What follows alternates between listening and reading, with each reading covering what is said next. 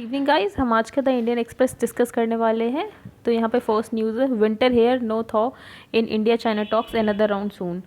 तो एलएसी पर जो भी कॉन्फ्लिक्ट चल रहा है इंडिया चाइना को बॉर्डर को लेकर, तो उनके लिए अब टॉक्स हुए थे।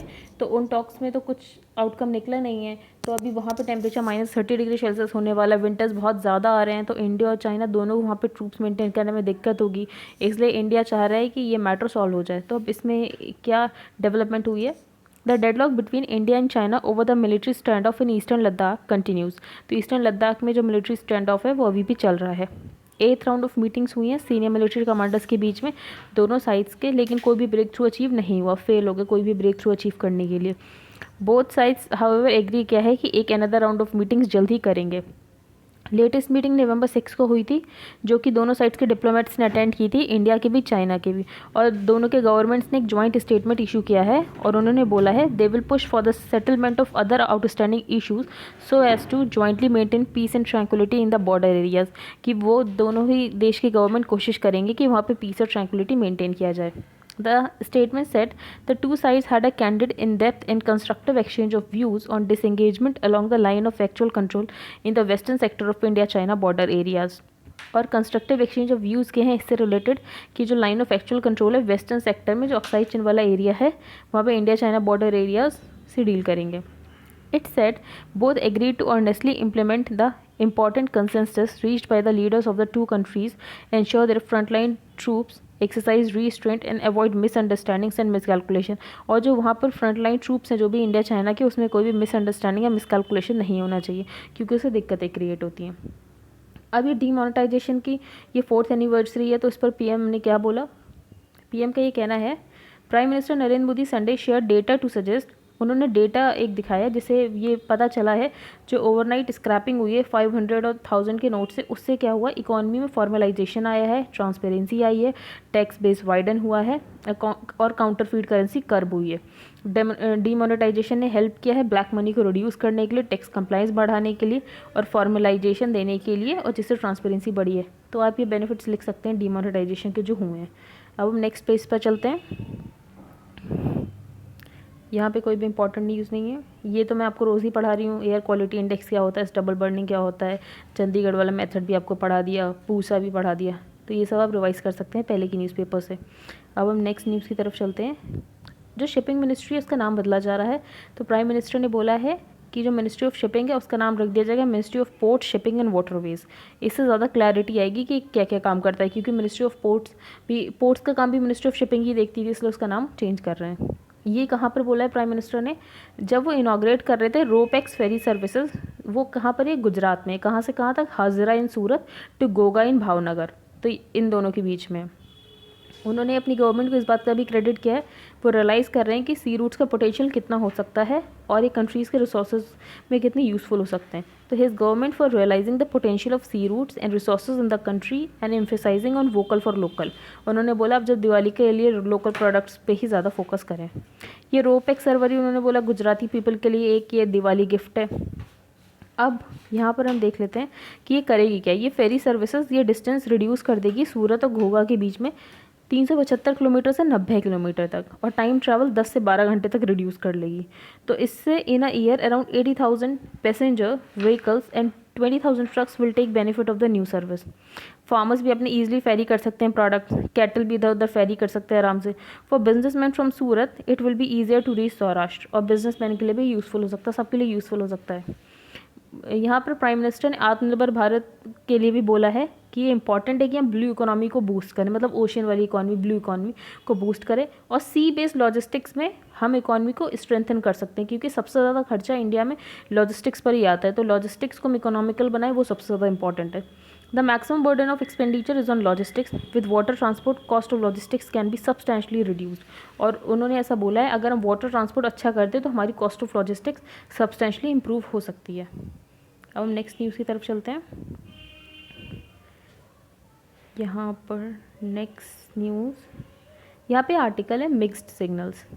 तो ऑथर का ये मानना है जो भी हमारी सरकार करती है उसके बाद जो वो बोलती है, जो उसके एक्शंस है, उन दोनों में बहुत ही ज़्यादा अंतर होता है। जैसे अभी प्राइम मिनिस्टर ने एड्रेस किया था virtual global investors round table.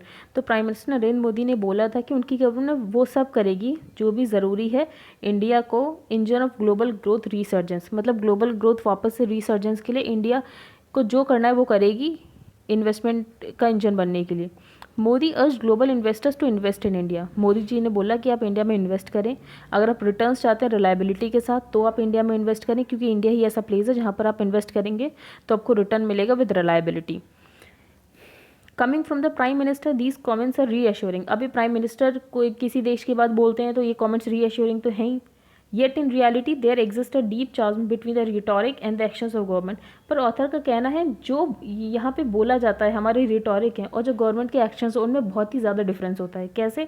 जैसे ऑथर ने बोला, आप अनियंस का केस ही ले लीजिए, अनियन को एसेंशियल कमोडिटी से हटाया गया और उसके थोड़े दिन ही बाद ही अभी डिसीजन ले लिया गया कि उसको उसके ब्लॉक एक्सपोर्ट कर दो, डिसीजन टू ब्लॉक एक्सपोर्ट्स, उस पर स्टॉक लिमिट्स लगा दी और अभी थोड़े दिन पहले एसेंशियल कमोडिटीज़ एक्ट से बाहर किया गया था। तो इससे ये पता चलता है गवर्नमेंट जो बोलती है और जो करती है उसमें बहुत ही ज़्यादा अंतर है, तो बहुत ही ज़्यादा गैप है between the intent and action of the government. अब नेक्स्ट ऑथर ने क्या बोला है, the very purpose of the much touted agricultural reforms was to provide farmers the freedom to sell the produce. अब फार्मर्स को अभी जो 3 एग्रीकल्चरल बिल्स आए उससे ये बोला गया था कि फार्मर्स अपना प्रोड्यूस कहीं भी बेच सकते हैं। But such actions in addition to creating policy uncertainty end up having the opposite effect. इससे पॉलिसी अनसर्टेनिटी तो आई लेकिन इससे अपोजिट इफेक्ट भी हो गया, जैसे फार्मर्स हर जगह के प्रोटेस्ट करने लग गए। इससे बहुत ही मुश्किल है कि कोई इन्वेस्टमेंट अट्रैक्ट हो इस सेक्टर में। यहाँ तक कि लास्ट वीक जो बीजेपी रूल्ड हरियाणा गवर्नमेंट है उसने state employment local candidates bill 2000 पास किया, जिसमें उन्होंने बोला जो 75% प्राइवेट जॉब्स है वो लोकल कैंडिडेट्स को ही मिलेगी। अब ये बिल इंडस्ट्री ने बिल्कुल भी वेलकम नहीं किया, क्योंकि उनके लिए डेटरेंट की तरह एक्ट कर रहा है कि वो वहाँ पे इन्वेस्टमेंट करें, क्योंकि अब उनके पास तो चॉइसेस लिमिटेड हो गई कि इन लोगों को ही जॉब देना है। Considering that the same party is in power at the center and the state, this is surprising considering that it is at odds with the central government's recent policy. Author का ये कहना है कि centre state में हरियाणा में तो same government है, BJP की है और सेंटर में भी सेम है, उसके बाद भी इतना ज़्यादा पॉलिसी में डिफरेंस आ रहा है। और ऑथर ने बोला है आत्मनिर्भरता के ऊपर भी कन्फ्यूजन है। कैसे कन्फ्यूजन? इस बात पे स्टेटमेंट्स और एक्शन में। एट वन लेवल गवर्नमेंट बोलती है कि उसे इंटीग्रेट करना है ग्लोबल सप्लाई चेन के साथ, और दूसरे तरफ ही वो क्या कर देती है, वो टैरिफ बैरियर्स लगा देती है। तो ये दोनों चीज़ें बहुत ही डिफरेंस क्रिएट करती हैं। The stellar export performance of countries like Bangladesh and Vietnam who are arguably better place to take advantage of supply chain shifting out of China. तो अभी पैंडेमिक के दौरान चाइना से जो सप्लाई चेन शिफ्ट हो रही थी उसका फ़ायदा बांग्लादेश और वियतनाम ने ज़्यादा उठाया और इंडिया उसका फ़ायदा नहीं उठा पाया है। लेकिन तभी सिग्नल्स आ रहे हैं गवर्नमेंट से कि वो ट्रेड लिबरलाइजेशन की पॉलिसी को रिवर्स करने की कोशिश कर रही, आत्मनिर्भरता पे फोकस कर रही है, इंपोर्ट सब्सिट्यूशन पे फोकस कर रही है, और दूसरी तरफ वो बोल रही है हमें ग्लोबल सप्लाई चेन के साथ इंटीग्रेट करना है। तो ये दोनों चीज़ें बहुत अपार्ट हैं। Investors both foreign and domestic are unlikely to be swayed by such rhetoric, especially when the government's action speak otherwise. Author का कहना है कोई भी इन्वेस्टर हो, फॉरेन हो या डोमेस्टिक हो, अगर बोला कुछ जाएगा और किया कुछ जाएगा और इंटेंट और एक्शन में इतना डिफरेंस होगा तो वो भी स्वे नहीं होने वाले इन सारी बातों से। Reports that the government plans to contest the Vodafone award will only signal the hollow nature of such talk. तो ऐसी बातें कर करके बस अपनी टॉक्स का हॉलो नेचर ही पता चल रहा है कि हर बार हम कोई बात बोलते हैं पर हम उसको फॉलो नहीं कर रहे हैं। At this critical juncture what is needed is predictability of policies and stability of regime. तो ऑथर ने बोला भी क्या ज़रूरी है कि प्रेडिक्टेबिलिटी ऑफ पॉलिसीज़ होना चाहिए, मतलब जो पॉलिसीज़ बनाए हम उस पर अड़े रहें, और दूसरी बात रिजीम की स्टेबिलिटी होनी चाहिए। अब नेक्स्ट आर्टिकल डिस्कस करेंगे, ये डीमोनेटाइजेशन के ऊपर है कि डीमोनेटाइजेशन से क्या क्या फ़र्क पड़ा है।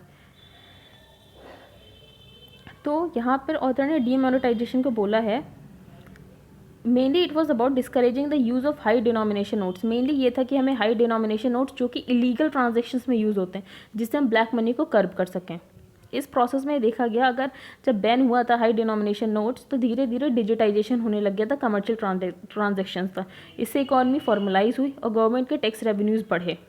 अब हम कुछ इंडिकेटर्स के ऊपर देख लेते हैं।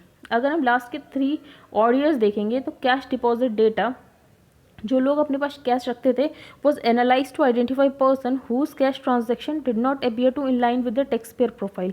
जिससे ये पता चलता था जो उनके टैक्स कैश ट्रांजेक्शन्स है और उनके पास जो टैक्स पेयर प्रोफाइल है वो दोनों बिल्कुल मैच नहीं करते थे।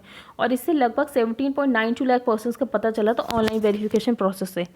इससे क्या हुआ, इससे फॉर्मलाइजेशन मेजर्स बढ़े, डीमोनेटाइजेशन एफर्ट्स ने इसलिए इकोनॉमी को फॉर्मलाइज करने के लिए यूज़फुल रही। डायरेक्ट टैक्स कलेक्शन 17.9% से बढ़ गया और 13.5% से बढ़ा। 17.9% फाइनेंशियल ईयर 17-18 में बढ़ा और 13.5% 18-19 में बढ़ा। इस रिगार्ड में जो डीमोनेटाइजेशन हुआ उससे गुड्स और सर्विसेज टैक्स की वजह से भी इकोनॉमी में फॉर्मलाइजेशन आया, पर इसके साथ साथ कुछ स्ट्रक्चरल चेंजेस भी हुए, जैसे आईबीसी कोड में चेंजेस हुए, रियल इस्टेट्स के लिए न्यू लॉज आए, बेनामी ट्रांजैक्शंस के लिए लॉज आए, जिससे number of income tax returns भी बढ़े और इनकम टैक्स फाइलर्स भी ग्रो हुए एक हेल्दी रेट में 2017 और 18 में। ऑथर का कहना है कि 2008 में ग्लोबल फाइनेंशियल क्राइसिस आ रही थी और फिर उसके बाद 2017-18 में IL&FS का कोलैप्स हुआ। उसके बाद भी सेंट्रल बैंक की जो कंडीशंस थी वो ठीक रहीं। Doubtless structural reforms have played the role, पर ऑथर का ये कहना है डीमोनेटाइजेशन के साथ साथ स्ट्रक्चरल रिफॉर्म्स ने भी बहुत अच्छा रोल प्ले किया है to abandon old methods and practices and adopt a more compliant culture. That is a long-term trend that looks irreversible. Once the current uncertainty over the lingering growth impact of the COVID-19 pandemic debates, author का कहना है ये सारी चीज़ें एक बार COVID-19 चला जाए और हमारी ग्रोथ वापस से स्टार्ट हो जाए तो ये सारे रिफॉर्म्स का हमें इफेक्ट दिखेगा। UPI पेमेंट्स इसके बाद बहुत ज़्यादा बढ़ गए हैं। 17.9 मिलियन थे 2016-17 में, अब 915.2 मिलियन हो गए। तो ये तो बहुत ही ज़्यादा लीप्स एंड बाउंड्स के बाद तरह बढ़े हैं UPI पेमेंट्स। और ऑथर का क्या कहना है, डिमोनेटाइजेशन एक कैटलिस्ट था जिससे डिजिटाइजेशन हुआ है, हमारी इकोनॉमी फॉर्मलाइज हुई है और भी इसने बहुत तरीके से बेनिफिट किया है। जैसे इसने वॉल्यूम ट्रांजैक्शन बढ़ा दिया है क्योंकि अब पेमेंट्स फास्टर और सेफली हो सकते हैं और हम कंज्यूमर बिहेवियर ट्रैक कर सकते हैं, जो कि पेंडेमिक में तो बहुत ही हेल्पफुल हुआ क्योंकि पेंडेमिक में डिजिटाइजेशन और भी ज़्यादा बढ़ा है। फॉर्मलाइजेशन एक कोई फोर्स फिटेड सोल्यूशन नहीं है कि अगर इनफॉर्मेलिटी है एक कट्स, ऐसा नहीं है। ऑथर ने बोला इनफॉर्मेलिटी कोई कट्स नहीं है, it is the feature of Indian economic policy making और ये धीरे धीरे इंडिपेंडेंस के बाद इवॉल्व हो रहा अनइंटेंशनली। इसकी वजह से हमारा फ्रेगमेंटेशन ज़रूर हो गया इंडियन इकोनॉमी का और हम एक मॉडर्न ग्लोबलाइजिंग इकोनॉमी नहीं बन पाए हैं क्योंकि इंडिया में अभी भी बहुत ही ज़्यादा फॉर्मलाइजेशन नहीं है इकोनॉमी का और इनफॉर्मल इकोनॉमी है हम। It is a disadvantage in a modern globalising economy जहाँ पे लार्ज शेयर्स ऑफ कैपिटल्स और लार्ज मार्केट्स फॉर्मेलिटी के साथ ही चलते हैं। डीमोनेटाइजेशन ने बस फैसिलिटेट कर दिया है फॉर्मलाइजेशन को, और फॉर्मलाइजेशन का मतलब ये नहीं कि टैक्स बेस वाइड हो गया और ज़्यादातर लोग टैक्स भर रहे हैं। इसका मतलब ये भी होता है कि प्रोडक्टिविटी ऑफ एंटरप्राइजेस बढ़े। Demonetization played an important role in stirring a debate about the entrenched informality in the economy। और डीमोनेटाइजेशन के बाद जो हमारी इकोनॉमी में इनफॉर्मेलिटी है उस पर भी सबका फोकस आ गया कि इतनी ज़्यादा इनफॉर्मल क्यों है हमारी इकोनॉमी, और इसके सोल्यूशंस मल्टी फैसेटेड हो सकते हैं। सिर्फ डीमोनेटाइजेशन करके आप ये सोचें कि फॉर्मल हो जाएगी आपकी इकोनॉमी, तो ऐसा नहीं है। फिर ऑथर ने micro small and medium enterprises के बारे में बताया। तो ऑथर ने बोला है जो micro small and medium enterprises होते हैं इनके पास एक रिलक्टेंस होता है कि अपनी ग्रोथ नहीं दिखाना चाहती। क्यों? क्योंकि अगर आप छोटे होते हैं, मतलब ये इनके अंदर एक डॉर्फिज्म की दिक्कत होती है कि अगर आप छोटे होते हैं तो गवर्नमेंट आपको बहुत सारे बेनिफिट्स देगी, एक बार आप बड़ी एंटरप्राइज बन जाएंगे तो गवर्नमेंट आपसे बेनिफिट्स नहीं देगी और यहाँ तक कि आपके पास ज़्यादा रिस्पॉन्सिबिलिटीज़ आ जाएंगी। इसलिए ये माइक्रो स्मॉल मीडियम एंटरप्राइजेस डॉर्फिज्म के उससे सफ़र करती हैं। और तीसरा ऑफशूट क्या किया गवर्नमेंट ने, डीक्रिमिनलाइज कर दिया वॉयलेशंस, जो भी बहुत सारे पीनल प्रोविजंस के थे कंपनीज एक्ट 2013 में। और ऑथर ने बोला अभी इतनी जल्दी जज करना कि डिमोनेटाइजेशन का क्या फ़ायदा है क्या नुकसान है, ये अभी ज़्यादा सही नहीं होगा क्योंकि बैंक नेशनलाइजेशन 2 डेकेड्स के बाद दिखा तो पॉजिटिव है, लेकिन 5 डेकेड्स के बाद इसका रिव्यू मिक्स टू नेगेटिव है। तो historians will record that the opposite is true of demonetisation. पर ऑथर का ये मानना है कि जब हम बाद में देखेंगे तो डिमोनेटाइजेशन के बहुत ज़्यादा बेनिफिट्स दिखेंगे, वैसा ऑथर का कहना है। अब ये आर्टिकल है एग्रीकल्चर पे, हम देख लेते हैं। ये न्यूट्रिशन पे है कि हम एग्रीकल्चर प्रोडक्टिविटी तो बढ़ा रहे हैं पर इंसान में न्यूट्रिशन लेवल उसका नहीं बढ़ पा रहा है। तो अक्टूबर 16 जब वर्ल्ड फूड डे था तो प्राइम मिनिस्टर नरेंद्र मोदी ने कमोमरेटिव कॉइन्स इशू किए ₹75 के, और प्राइम मिनिस्टर मोदी ने 17 बायोफोर्टिफाइड वेराइटीज़ 8 क्रॉप्स की दी। अब बायोफोर्टिफाइड क्या होता है, जिसमें आप मिनरल्स वाइटामिन थोड़े बढ़ा देते हैं। ये क्यों किया? क्योंकि फूड और एग्रीकल्चरल ऑर्गेनाइजेशन को 75 ईयर्स एगो हो गए थे इन 1945 में जो बना था। तो उसके 75th एनिवर्सरी में नरेंद्र मोदी जी ने एक 75 का कमेमोरेटिव कॉइन इशू किया और बायोफोर्टिफाइड क्रॉप्स इशू किए। अब इसमें क्यों बना था, ये जो FAO है यूनाइटेड नेशंस की एजेंसी है और ये 16 अक्टूबर 1945 पे बनी थी। 44 नेशंस मेट हुए थे और उन्होंने इस्टेब्लिश किया था फूड एंड एग्रीकल्चरल ऑर्गेनाइजेशन। ये एक यूनाइटेड नेशंस एजेंसी है। फॉर द फर्स्ट टाइम इसने बोला था कि नेशन को अपना लेवल्स ऑफ न्यूट्रिशन बढ़ाना चाहिए, प्रोडक्शन को बढ़ाना चाहिए, फूड और एग्रीकल्चरल प्रोडक्ट्स की डिस्ट्रीब्यूशन भी अच्छा करना चाहिए। ये पॉइंट 75 ईयर्स अगो उठा था कि एग्रीकल्चर पॉलिसी मेकर्स को अपनी प्रोडक्टिविटी तो बढ़ानी है, साथ में ह्यूमन न्यूट्रिशन लेवल भी बढ़ाना है एग्रीकल्चर प्रोडक्शन बढ़ाने से पहले। क्यों? क्योंकि प्राइमरी ऑब्जेक्टिव एग्रीकल्चर का ये होता था कि लोगों को लगता था कि हम इस क्रॉप्स ज़्यादा उगा लेंगे तो प्रोडक्टिविटी बढ़ जाएगी और न्यूट्रिशन बढ़ जाएगा, पर ऐसा हुआ नहीं। लोगों के अंदर मिनरल्स और वाइटामिन लैक कर रहे थे, जो कि बहुत ज़रूरी होती हैं एक सस्टेनेबल हेल्दी ह्यूमन बीइंग के लिए।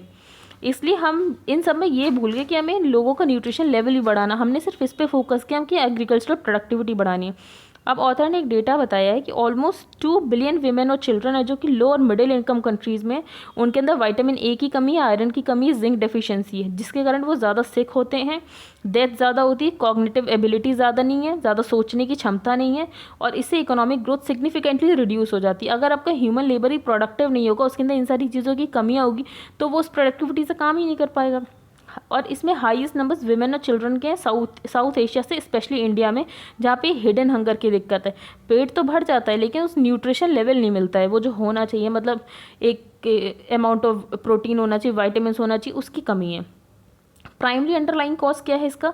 जो मिनरल्स और विटामिन डिफिशियंसी आते हैं वो लो क्वालिटी डाइट की वजह से होता है। जो पुअर होता है वो sufficient quantity of vegetables, fruits, pulses, ये सारी चीज़ें नहीं ले पाता है। वो मेनली वही स्टेपल फूड क्रॉप ले पाता है, वो क्या, चावल, गेहूँ। इससे क्या होता है, इससे आपका पेट तो भर जाता है पर आपको न्यूट्रिशन तो मिलता नहीं है।